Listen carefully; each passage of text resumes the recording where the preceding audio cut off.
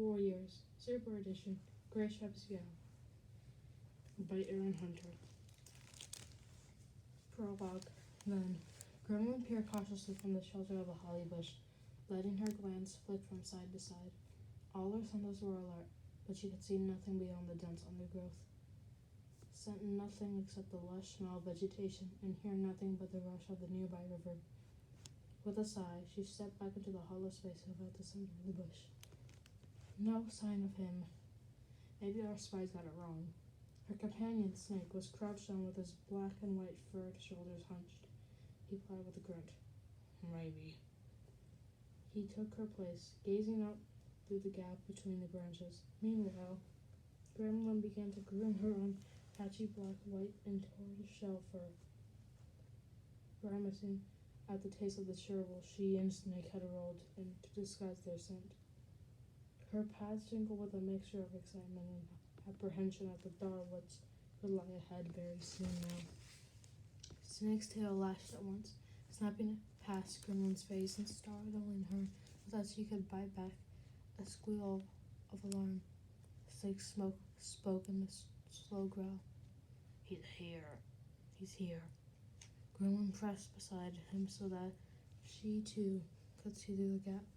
Two ginger cats, a tom with a flame-colored pelt and a she-cat with paler fur, were brushing through the undergrowth. Less than 2 fox lengths away from the bush where Gremlin and Snake were hidden. So the ginger fool is really going. What is he thinking? He's leaving his clan leaderless and undefended. Who's the cat with fire, sir? Gremlin asked, but her voice queerly low. His mate. Sandstorm. Snake told her.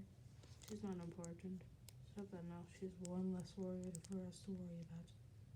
Side by side, Gremlin and Snake watched until the 2 ThunderClan cats had disappeared, heading in the direction of the 2-legged birds that had crossed the river. When even their scent had faded, Snake turned to Gremlin, malevolent in his blue eyes. At last! This is Blood Clan's chance for revenge! The aggressive no in the soft voice chilled Gremlin. Though Snake wore a collar, he was no soft kitty pet. The narrow pelt strip was studied by dog's teeth, and his torn ear told the stories of the many battles he had fought. His claws were flexing in and out, as if he were ready to imagining the moment when he would sink them into ThunderClan throats. Come on, we need to tell Fury.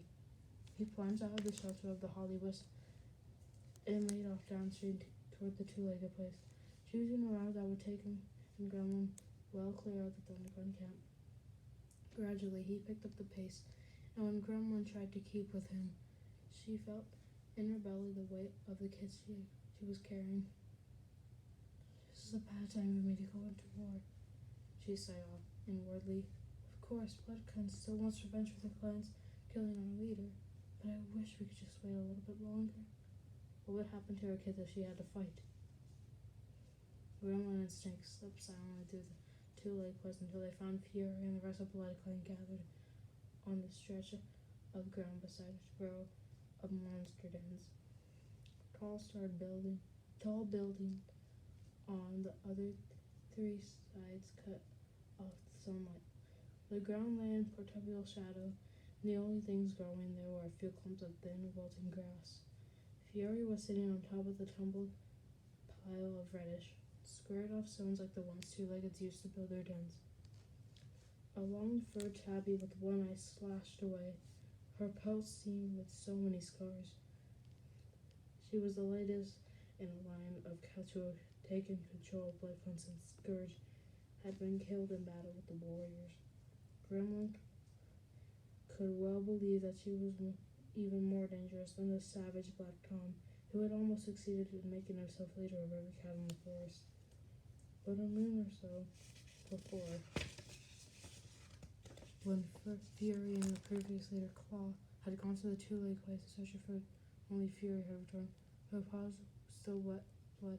She told the rest of BloodClan that Claw had gotten the wrong side of a dog.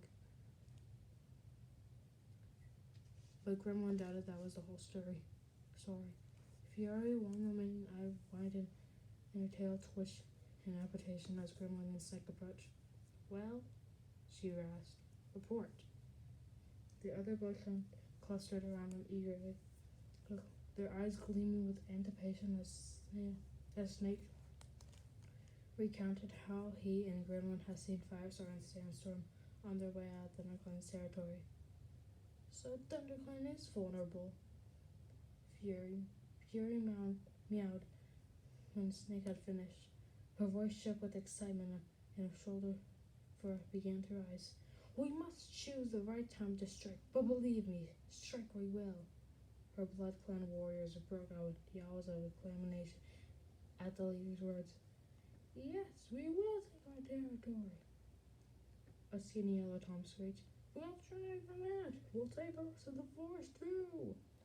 Glowman listened in silence, feeling unease settled deep into her chest. Her gaze fell on her brother, Scraps, in a huddle with some of the younger BloodClan cats, his eyes blazing with fury. We'll have our revenge. We'll shred those, he growled. We'll shred those ThunderClan cats. They will pay for what they did to BloodClan. Grandma couldn't share her brother's enthusiasm. She found it too hard to believe that they could easily take ThunderClan. Even when its leader gone, the warriors were well trained, and they outnumbered the remaining BloodClan cats, since BloodClan had been thinned out by the battle the previous Leaf Fair. Movement in her belly reminded of the precious burden she was carrying. I won't let anything happen to my unborn kids, she mused. That means I have to find a way out of participating in this battle. I wish I believed we might win, but the truth is, this fight could be a bloodbath.